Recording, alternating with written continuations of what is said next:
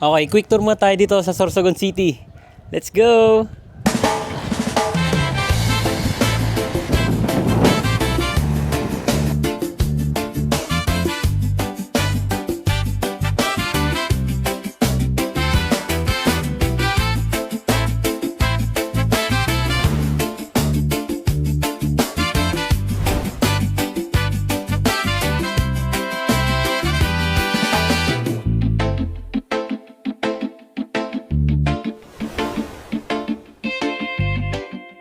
So ngayong araw isama ko lang kayo sa mga paborito kong spots dito sa Sorsogon City.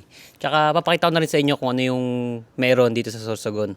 So kasama natin ngayon si Arfil. Ayan, gamit niya yung 2001 Honda Wave. Ayan, buhay na buhay pa.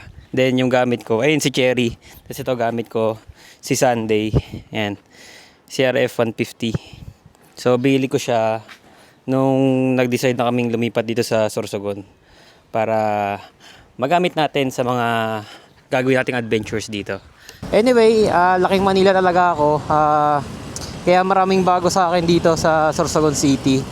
No, yung iba sa pupuntahan natin siguro medyo normal lang para sa iba, pero iba kasi talaga dating sa akin. Yung malingon ka lang ng konti, merong dagat, tapos yung malawak yung kalangitan na nakikita mo, yung hindi puro gusali, hindi puro kable. So dito sa Sorsogon, meron kasi tatlong main road dito. So ito na yung pinaka-intersection. Yung sa gitna, ito yung papunta ng sentro. Yung kaliwa, yan naman yung papunta ng diversion road. Yung mga dediretso ng Pabulan, Sorsogon. Then ito naman sa kanan ko, ito yung papunta ng coastal road. So mamaya tayo pupunta dyan. Pakita ko muna sa inyo yung sentro. Konti lang yung idea ko pagdating sa probinsya, pero mahilig naman ako sa probinsya pagka nagta-travel ako. So doon lang ako nagkakaroon ng idea pagdating sa probinsya. Pero yung mamuhay sa probinsya, wala pa ako experience. Kaya marami sa akin ang bago dito. Nakaka-adjust naman, medyo mahirap, pero kaya naman para sa pamilya. Nandito na kasi yung pamilya ko, dito na yung wife ko, yung anak ko. So pinili na namin talaga dito na tumira, na mag-settle para mas mabagal yung oras namin dito, para mas makapag-focus kami sa pamilya. Kasi pag sa Manila kasi dyan, kasi sa Manila talagang fast pace dyan eh. Nandyan yung opportunity, oo, pero nandito kasi yung family. So mas pinili ko yung family kasi yung time sa family is hindi mo kayang bilhin ng kikitain ng pera mo dyan sa Manila. So ayun, ang pinaka-challenge naman sa akin dito, syempre language barrier. Tagalog tayo, Bicolano sila, iba yung language nila. Pero marunong naman sila lahat mag-Tagalog. Medyo minsan nabibigol ako, sinasabi ko na lang na pwede po mag-Tagalog. Siguro kung sanay sa Manila, isa pang challenge dito is yung konti yung choices dito pagdating sa damit, sa sapatos, syempre sa mga restaurant na pwedeng kainan. Mas konti yung choices dito kumpara sa Manila. Yung tipong kailangan mo talagang pumunta ng Manila kung gusto mo ng magandang damit, kung gusto mo ng magandang sapatos sa pagtakbo, mga ganun. And okay lang kasi hindi man ako mahilig bumili ng mga ganun. Then pabor na rin sa mga nagtitipid, no? So, naging pabor yun sa atin. Tignan ko dito bago kami lumipat. Tignan ko kung ano nga ba yung meron sa Manila na lagi yung ginagawa na wala dito. No, so, ang ginagawa lang naman sa Manila, Shopee. Boy naman ako sa online shops eh. Nung nalaman ko umabot naman dito ang online shops, hindi naman ako masyadong nagmamall, hindi naman ako masyadong namimili. Sobrang bihira, halos lahat ay online na kasi mas ako sa online eh. Pili ko mas mura sa online eh. Ewan ko lang ha.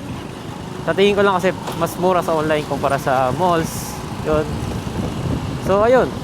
Doon na kami nag-decide na dito lang kami. So pili ko mas may enjoy namin yung buhay namin dito. Medyo malaking adjustment lang, pero sa una lang, no? Sa una lang naman 'yan. Pero kakayanin natin 'yan, walang problema diyan. Basta kasama ang pamilya. Okay, sige. Nandito tayo sa may sentro. Teka, lipat ko yung camera. Pakita ko sa inyo. So, nung hindi pa city si Sorsogon, Ito yung town hall nila. Ayan, sobrang intact pa niya ngayon. Itong town hall na to ay binuo siya noong 1928. Noong panahon na hindi pa city, itong Sorsogon City. So, ngayon, kung makikita nyo, original pa rin talaga siya at wala man siya doon na bago sa structure niya. Medyo may mga renovation lang, syempre sa gawa ng mga pinagdaan ng panahon ng building na to. May iba na nang nasira, then inaayos nila. So, yun, ginagamit pa rin siya as office ng LGU. Hindi ko na sigurado kung ano yung nag-opisina doon. So, ayan. So, ngayon dito tayo sa may Coastal Road. Ito na yung pinakabungad din yung intersection kanina kung nasaan yung diversion tsaka yung daanan ng pasentro. Then yung pinakadulo nitong Coastal Road, yun na yung SM Sorsogon. Doon na makikita yung SM Sorsogon. Then nandun na rin yung terminal ng mga bus. Yung mga paikot dito tsaka yung bus na pauwi ng Manila. So, dito kami madalas tumatakbo. So, sobrang simple lang. Ang kinaganda kasi nito, sobrang luwag, then parang nandito yung tunay na kalayaan, no? Konting tingin sa unahan, may bundok, then especially nasa likod ko, yun yung pinaka-favorite ko, lalo na pag pauwi kami. Ito kasi yung daan, dito kami dumadaan pag umuwi. So, kitang-kita namin yung bundok na yan.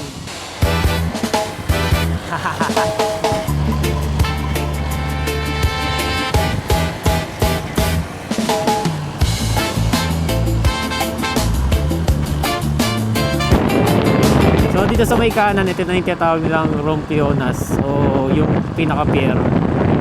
So ito, punta natin. Dito kami madalas tumatambay, dito kami naghihintay ng sunset, naghihintay ng sunrise, dito namin binibilad si Seb sa araw. Yun, dito kami sa umaga. Pampalakas din daw ng baga yung nakatambay sa tabing dagat. Yan, dyan din kami pa simple nagde-date lang, ganun. Mga estudyante, dito rin nagde-date yung iba. Pero ang pinakatambayan namin dito, itong sa dulo. Dito kasi kita mo na yung Mount Bulusan, tapos yung iba pang bundok dyan. Di ko alam kung saan, anong bundok yan. Pero yung part na yan, dyan na yung Bulusan. Ito na kami. Nasa dulo lang kami ng pier. Ito na yung view dito. So sa unahan, dagat, then may bundok pa rin. Pero sa likod, meron pa rin bundok. So, yung feeling na malaya ka na talaga sa lugar, yung hindi puro trabaho, yung paglabas mo lang ng bahay, malapit ka pa rin sa nature, yun yung nagustuhan ko dito sa Sorsogon. No, kaya, ayun, dito kami madalas tumatambay, then, punga muna tayo. May isang papasok sa isip ko na parang magandang gawin dito. Sa Manila kasi nag-dragon boat ako, so, sa Manila Bay kami nag-practice noon, pero dito napakalawak ng dagat. So parang maganda magtayo ng dragon boat dito. Ano sa tingin nyo? Ayan, sana supportan tayo ng LGU na magkaroon ng dragon boat team dito sa Sorsogon, no? Napakaganda ng dagat, napakalinis, sarap magsagwan dito kahit tumalsik sa mukha niyo yung tubig. Okay lang. Dito na nagpo-food trip yung mga taga Sorsogon. Dito na kami nagpo-food trip. Ito na yung pinaka, alam niyo, yung sa Ugbo. Ito, kung sa Tondo, ito yung Ugbo. No, ito yung pinaka-Ugbo namin. No, iba't ibang klase ng street food. Nandiyan na. Then mga restaurants. Ayun, no, ayun na yung pinaka street foods dito sa Sorsogon. Then yung background niyan, naku, yung napakagandang bundok.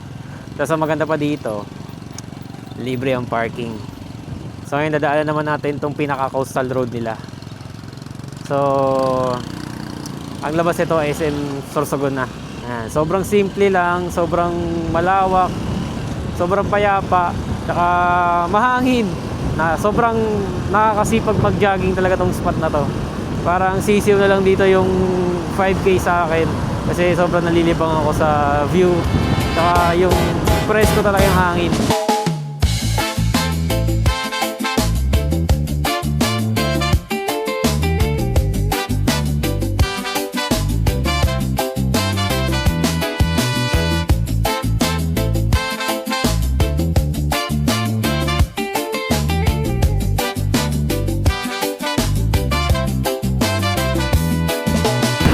So ito na yung pinakadulo ng coastal road. Dito na siya sa may SM Sorsogon. Then ito na yung terminal ng mga bus. So dyan ako sumasakay pag umuwi ng Manila. Pag hindi ako, pag tamad ako mag-drive, pag gusto ko lang mag-commute. So dyan ang sakayan. Then ito na yung SM. Maliit pa siya pero malawak yung lupay ni SM dito eh. So, kaya I think na malaki pa yung magiging expansion nito in the future. So ito yung main road, then ito yung coastal road. So doon sa may intersection ng SM, doon na nagtagpo yung main road tsaka yung coastal road. So ito na yun, ito na yung main road ulit, nasa main road na ulit tayo. Tapos pagkaliwa natin dyan, yan naman na yung dulo ng diversion road.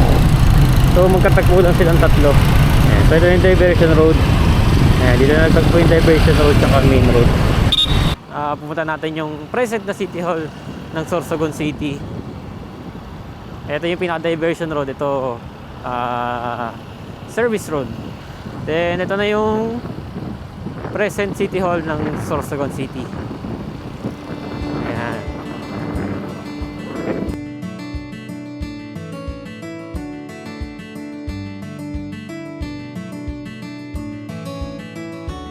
Then sa likod na yan, nandyan na yung iba pang government establishment buildings. At sa bandang unahan naman nito, makikita ang future City Hall ng Sorsogon City.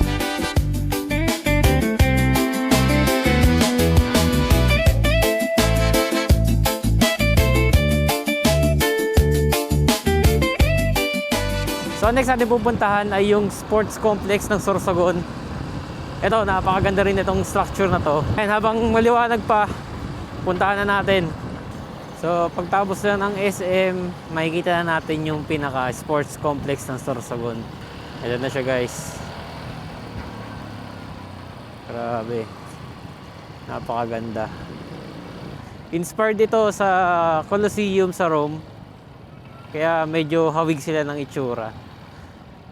Grabe, napakaganda, no? Wala kang makikita ang kable ng kuryente.